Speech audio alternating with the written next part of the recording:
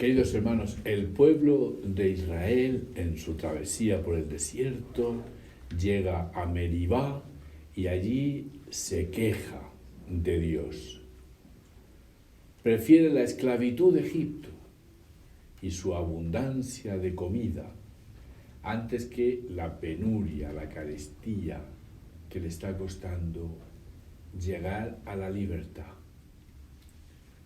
Las necesidades que tenemos de comida, de vestido, de vivienda, de salud, nos pueden hacer ciegos para ver el deseo que como humanos tenemos de libertad, de sentido, de una vida que no acabe.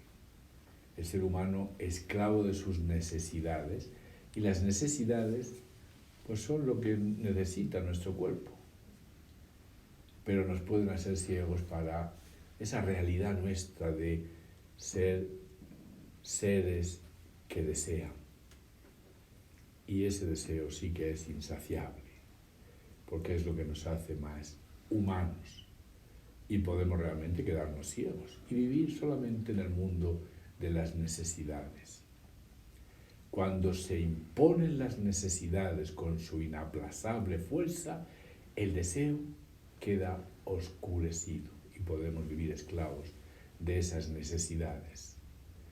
Llegar a ser felices en plenitud y libres conlleva esfuerzos que a veces no estamos dispuestos a realizar. Meribá pasa a la historia de la salvación como el lugar de la falta de fe, de la murmuración, de la queja contra Dios, de la negativa a ver su acción y a confiar en Él. El pueblo no quiere ya seguir adelante, quiere volver atrás. El pueblo desconfía de su Dios, le falta la fe. Y hasta el mismo Moisés duda, y por ello la Biblia interpreta que no entró a la tierra prometida junto al pueblo, sino que se quedó y murió mirando la tierra prometida. Y es que la falta de fe tiene consecuencias, no nos deja impunes. La falta de fe tiene unas consecuencias en el ser humano. La falta de fe conlleva ausencia de agradecimiento. No hay nada ni hay nadie a quien agradecer. La persona que no tiene fe no tiene nadie a quien agradecer. Por eso se convierte en alguien ciego para dar gracias.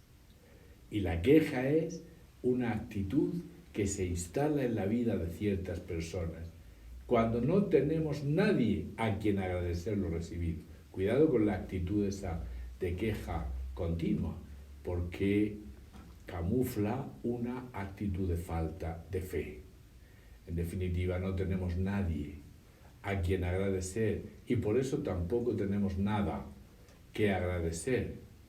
Y de ahí viene la queja continua, las personas que viven en la queja continua. El pueblo de Israel nos recuerda esto, en lo que también podemos fácilmente caer nosotros. Y frente a esta actitud, María nos enseña a vivir la vida como agradecimiento. El agradecimiento es el reverso de la fe. Fe y agradecimiento son las dos caras de la moneda. Siempre van unidos. Cuando yo vivo una vida de fe, yo agradezco. Qué diferente María a aquella otra actitud de Meribá del pueblo de Israel. María fue una mujer de profunda fe, que se confió en todo a su Dios, que se puso plenamente al servicio de su obra en ella. María fue la mujer disponible para la obra de Dios, a pesar de las enormes dificultades que tuvo que sufrir. También ella tuvo que huir a Egipto, convertirse en una emigrante y realizar como Israel la travesía por el desierto, pero en actitud de confianza en Dios, de agradecimiento a Dios, de fe. También a los apóstoles les costó mucho la fe en Jesús. Hoy hemos escuchado el texto del Evangelio de San Mateo. A los apóstoles les costó mucho creer y hemos visto ahí a Pedro hacer una profesión de fe correcta. Simón Pedro tomó la palabra y dijo: tú eres el Mesías, el Hijo de Dios vivo. Pero esa respuesta es el fruto de un largo proceso de conocimiento de Jesús para llegar a declararlo como el Cristo. Para llegar ahí, Pedro caminó mucho, tanto que recibió la felicitación de Jesús: dichoso tú, Simón, hijo de Jonás, porque eso no te lo ha revelado nadie de carne y hueso, sino mi Padre, que está en el cielo. No fue pequeña la felicitación. Eso te lo ha revelado Dios, te lo ha revelado mi Padre. Si no, tú no lo hubieses podido decir. Pero inmediatamente después viene una recriminación de Jesús, porque Pedro, a pesar de su mérito de llegar a esta profesión de fe, todavía no había entendido quién era Jesús, todavía no había entendido del todo quién era el Mesías. Cuando Jesús le revela su destino de sufrimiento, de cruz, Pedro no lo puede entender. Y Jesús se volvió y dijo a Pedro: quítate de mi vista, Satanás, que me haces tropezar. Tú piensas como los hombres, no como Dios. El concepto de Mesías que tiene Pedro no se puede compaginar para nada con el sufrimiento. Para Pedro, un Mesías crucificado, fracasado, rechazado, no es posible entender. Es simplemente contradictorio.